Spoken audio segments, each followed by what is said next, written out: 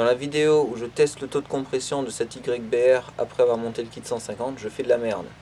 En effet, normalement, il faut accélérer à fond pour être sûr que le cylindre se remplisse complètement avec de l'air. Or, je n'accélère pas dans cette vidéo. Et je trouve un taux de compression inférieur à celui que je viens de trouver maintenant en accélérant à fond. Donc ici, j'ai un taux de compression supérieur à 10, presque 11, alors qu'avant il était autour de 10. Je me suis dit que j'allais remesurer le taux de compression parce que après avoir monté le kit éthanol, j'avais plus de puissance et ces derniers temps j'avais l'impression que la puissance rediminuait. Donc je me suis dit peut-être que finalement le mélange n'était pas assez riche et j'ai grillé une soupape. Donc c'est pour ça que j'ai recontrôlé le taux de compression. En tout cas, je voulais vous prévenir que si vous faites la même chose que moi et qu'il vous arrive quelque chose sur votre moto, par exemple que vous grillez une soupape ou que vous serrez le moteur, enfin serrer le moteur ça risque pas d'arriver je pense, mais c'est votre problème, d'accord? Idéalement il faudrait avoir une sonde lambda dans le pot d'échappement pour être sûr que le mélange soit assez riche pour pas griller les soupapes. Maintenant on passe au vif du sujet, monter un kit éthanol sur cette 125. Donc voici ce que comprend le kit éthanol. Donc on a un faisceau de fil avec des connecteurs Bosch EV3 il me semble. Donc ça c'est ce qu'il y a aussi sur ma voiture, c'est pour ça que j'ai choisi cela. Et donc il va falloir modifier ça pour l'adapter à la moto, mais on va faire ça de façon assez propre. Ici on a une poche avec les connecteurs mâles qui vont se prendre sur ces bouts de fil là. On a un boîtier assez gros en plastoc. On a la carte en soie. Donc il faut monter tout ça. Cette prise là qui se branche dans la carte et puis les fils qui sortent du boîtier. C'est très simple. J'avais commandé aussi des connecteurs en plus au cas où si je voulais faire des bricolages. Maintenant il faut juste comprendre comment brancher le faisceau. Donc il y a un fil de masse. Et ensuite pour chaque injecteur, eh bien, on va venir brancher ce truc là entre l'injecteur et le fil qui originalement était branché à l'injecteur. Donc ça vient sur le fil de la voiture et ça vient se brancher à l'injecteur. Le principe de fonctionnement il est relativement simple. On a un fil rouge qui est alimenté par du plus en continu et si la moto veut ouvrir l'injecteur, eh bien elle va relier pour un court instant ce fil là à la masse et ça va faire passer le courant et ça va ouvrir l'injecteur. Et maintenant le boîtier éthanol, le circuit il va juste rallonger un petit peu ce temps d'injection. Et il faut faire attention maintenant si on veut brancher ça sur la moto parce que ici on a un modèle pour 4 cylindres, or nous on veut le brancher que sur un seul cylindre. Et pour que ça fonctionne, eh bien, il faut alimenter aussi le boîtier éthanol avec du plus et le moins. Et donc on ne va pas pouvoir brancher n'importe lequel de ces fils sur la moto, il faut brancher celui-ci. Parce que on voit ici qu'il a deux fils rouges sur cette cosse là. Et donc il y a un fil qui va être le plus pour l'injecteur et un fil qui va être juste le plus pour alimenter le boîtier éthanol. Vous voyez, tous les autres, ils ont un seul plus à ce niveau-là. Maintenant, j'ai regardé sur la moto. On a une prise dans laquelle ces petits connecteurs-là, ils rentrent très très bien. Donc ça, c'est parfait. Et il faut juste que l'autre prise, que je fasse un petit adaptateur entre ça et la prise de l'injecteur. Sur la carte, il n'y a pas grand-chose. Il y a juste un petit potentiomètre ici qui permet de régler la durée d'injection et il conseille pour commencer de régler à 6 ou 7. Voilà, donc j'ai fait ces petits câbles de rallonge ici qui s'enfoncent dans cette prise là et qui vont permettre de connecter l'injecteur à cette prise. Et puis si vous voulez savoir un peu mieux en quoi consiste ce boîtier, je vous conseille d'aller voir sur la chaîne de Goodwin que je vous mets ici. Je vais vous montrer comment ça se présente sur la moto. Donc côté gauche, donc ici on a le connecteur qui est relié à l'injecteur derrière et que j'ai débranché qui vient se brancher ici. Sur le connecteur du faisceau de fil de la moto, il faut trouver quel côté est le côté positif. Donc si vous avez la prise comme ça avec un téton sur le dessus et sur le dessous vous avez un téton de chaque côté, eh bien ça va être le côté droit qui est le côté positif ici. C'est donc sur ce côté positif que je vais venir brancher ce fil ici qui s'enfonce normalement sans problème. Non, c'est pas comme ça. En dessous, ici. Bon, je vais rajouter du Chatterton pour que ce soit isolé. Alors je vous montre pendant la mise en route ce que fait le boîtier comme couleur. Donc là, je mets le contact.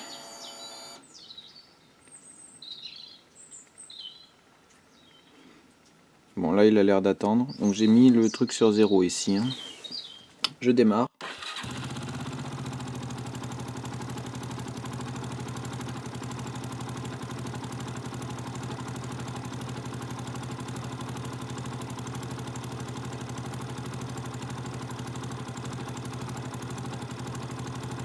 Donc ces clignotements de LED rouge et jaune sur le boîtier, c'est pas normal, ça veut dire qu'il est en défaut, ça veut dire qu'il injecte pas plus. Donc ce que j'ai fait là, c'est que j'ai pris un fil qui va sur le fil d'alimentation rouge ici, que j'ai séparé en 3 et qui vont sur les 3 fils restants rouges du boîtier. J'ai essayé et il y avait encore des clignotements de LED rouge et jaune sur le boîtier. Quand j'allumais le contact et que je démarrais. Et ensuite j'ai mis donc sur l'autre fil, et ben j'ai fait pareil, j'ai fait 3 fils qui sont reliés sur les 3 fils du boîtier qui sont pas les fils rouges. Donc ça c'est les fils d'entrée, donc qui normalement seraient reliés sur l'injecteur hein, de la moto ou de la voiture. Voilà, et donc maintenant vous allez voir, donc je vais mettre le contact et démarrer, vous allez voir qu'il y a un changement de bruit. On sent bien que la moto elle a trop d'essence, qu'elle tourne riche. Donc là j'ai réglé le potentiomètre ici, je l'ai réglé sur 4. D'accord. Donc je mets le contact. Donc là il y a toutes les LED qui s'allument, je démarre.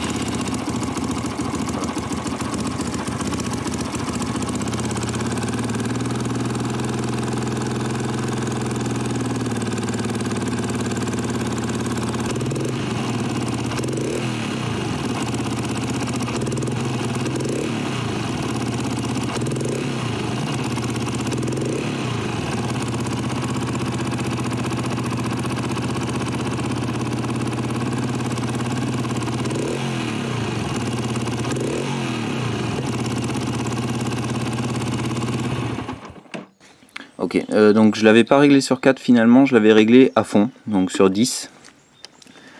Donc il était là, hein. Voilà, il était réglé à fond. Et donc forcément ça injecte beaucoup.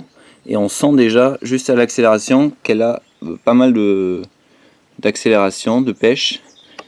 Et quand je le mets sur 0, ben, quand on accélère d'un coup, elle a tendance à s'étouffer un peu. Donc ça c'est normal, c'est parce que la moto déjà de base elle tourne plutôt pauvre quand on force pas dessus. Et en plus avec le kit 150, et ben, forcément elle tourne encore plus pauvre. Et par curiosité j'ai redébranché les fils rouges. Et au final il n'y a pas besoin qu'ils soient branchés pour que le boîtier fonctionne correctement. Donc il y a juste besoin des fils, les fils moins en gros. Donc ceux-là, les fils colorés, qui soient branchés sur le fil bleu de la moto, ici. Ok, dernière mise à jour, si on branche que le fil gris en plus du fil bleu, ça marche aussi, il affiche pas d'erreur, enfin voilà, il n'y a que la LED verte qui reste allumée, et ça a l'air d'injecter plus aussi. Là je vais vous montrer mes premières réactions, mes vraies premières réactions, quand j'ai pour la première fois essayé de rouler avec cette moto avec le kit éthanol monté. Et ensuite je vous montre comment j'ai dissimulé un peu le boîtier éthanol, comment je l'ai fixé pour pas qu'il soit juste derrière le moteur, parce qu'au début je l'avais mis juste derrière le moteur, c'était forcément c'est pas très bien s'il chauffe. Et ensuite je vous parle de la consommation. Ok, donc là je vais siphonner un peu l'essence qui est dans le réservoir pour pouvoir mettre de l'éthanol.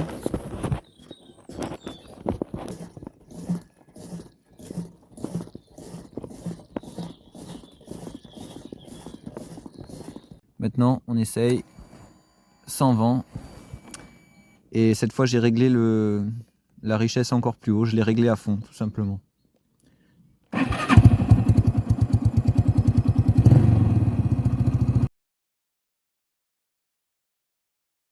Donc là on a réussi à monter à 105 Donc avec une petite descente qui nous a aidé à monter à 105 et après on a pu tenir le 105 sur la ligne droite. Voilà. Bon. Allez, donc maintenant on va essayer de mettre du super éthanol dans la moto.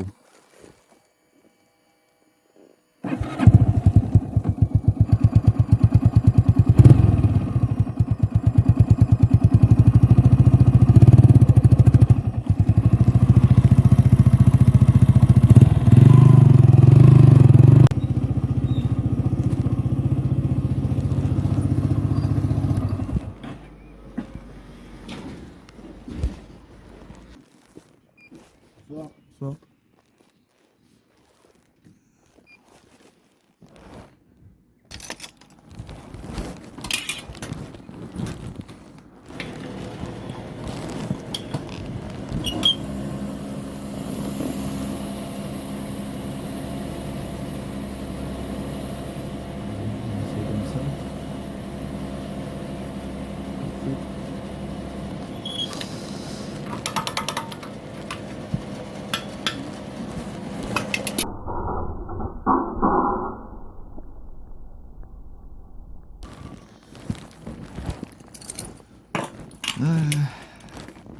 Voir ce que ça donne.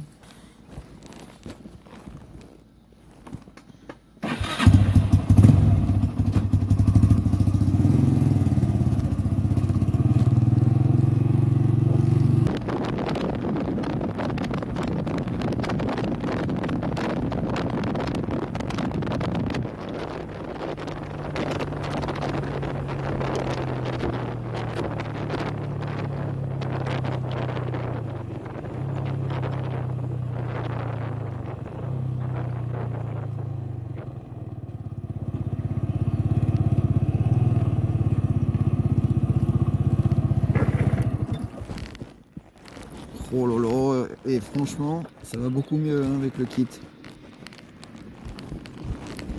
Attendez, je vérifie quand même que j'ai bien remis ma carte. Ouais. Oh là là, je vous dis, franchement, là on sent qu'elle en veut plus quoi. Que dès qu'on accélère, elle monte largement au-dessus de 90 facilement en ligne droite, hein, évidemment. Et puis voilà, elle a plus de pêche pour la vitesse max, quoi. Alors après, là pour l'instant, j'ai mis que 4 litres de super éthanol. Et puis il y avait peut-être 2 litres ou 1 litre d'essence qui restait, donc c'est encore un mélange.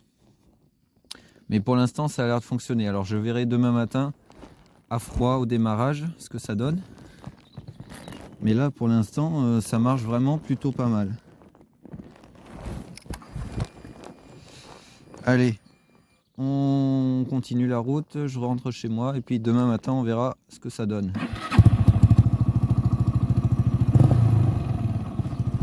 Ouais, alors vous avez remarqué là avec le super éthanol, elle tient mieux le ralenti au démarrage, alors qu'avec l'essence pure, elle tenait pas bien le ralenti au démarrage. Hein. Donc là déjà ça c'est mieux aussi, depuis que j'ai mis le super éthanol. Allez.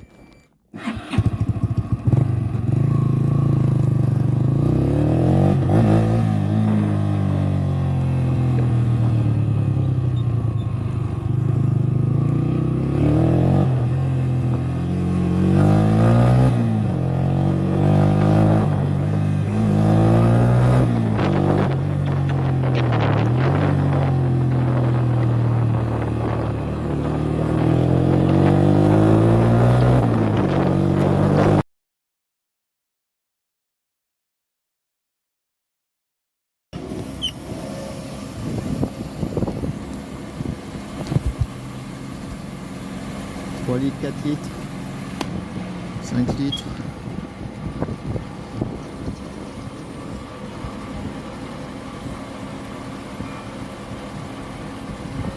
Litres. Normalement 8 litres on va pouvoir mettre. Vu que j'en avais mis 4. Allez, 8 litres et demi pour 7,72 €. Allez, donc là on a mis 8 litres et demi pour 7,72 €. Ce qui est plutôt pas mal.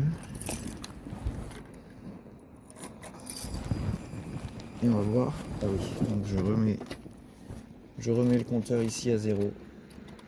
Voilà. Donc le compteur est remis à 0. Hein. Et on est reparti.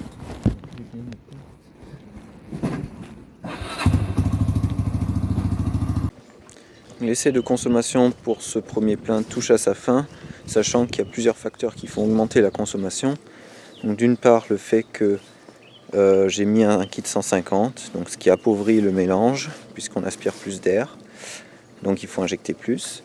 D'autre part le fait qu'il y ait le superéthanol qui demande à injecter plus aussi. Et puis le dernier fait, c'est que comme j'ai plus de puissance, j'en profite et pour mieux monter les côtes et pour rouler un peu plus vite dans certains cas. Donc ça fait quand même beaucoup de facteurs. Alors ce premier plein, j'ai fait 320 km avec. Ce qui est plutôt pas mal, parce qu'avant je faisais autour de 400, parfois 450. Ça m'est arrivé une seule fois de faire 500 km avec le plein de 12 litres. Je vous montre, hein. Donc j'ai fait les 323 km. Il reste encore de l'essence. Je pense que j'aurais pu faire, enfin du E85, je pense que j'aurais pu faire 350 km. Donc les 320 km, ça correspond à 3,75 litres de consommation au 100 km. Et si j'avais fait 350 km, ça aurait fait du 3,5 litres au 100 km au lieu du 2,5 litres au 100 km que je faisais habituellement. Voilà, 2,5 litres, 2,7 litres parfois, selon les conditions. Bon, j'ai fait une solution un peu à l'arrache là, j'avais pas envie de faire une boîte imprimée en 3D, de faire la conception et tout. Donc j'ai coupé la boîte en deux et j'ai pris un morceau du couvercle que j'ai collé ici avec de la colle époxy. Colle époxy, et il y a l'autre couvercle qui vient se visser juste sur les deux vis ici. Allez, dernier essai avant que je mette la moto à la casse. Donc le boîtier est là, j'espère que ça va pas toucher le siège. Le fil il passe là, ici il rentre là. Donc il est un peu entortillé devant l'aspiration d'air ici et il ressort ici, passe ici sous le réservoir et on arrive au bout. On a l'arrivée, enfin on a plein de, non on a ça qui est branché dans l'injecteur. J'ai mis de la bande adhésive là pour pas que ça se débranche tout seul. On a cette partie là qui est branchée dans la moto. Et puis on a toutes les autres, donc ça c'est tous les plus qui servent à rien. Et puis toutes les autres prises qui sont en haut là. Donc j'espère que ça va pas gêner parce que ici il y a le cache qui vient se mettre devant. Non, je l'ai pas mis là.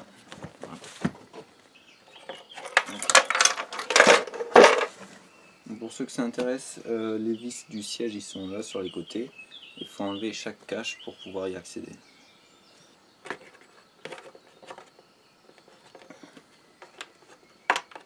Là, ok.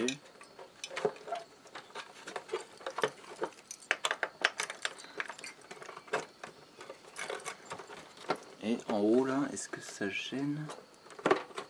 Alors, on dirait qu'il y a les prises qui gênent un peu.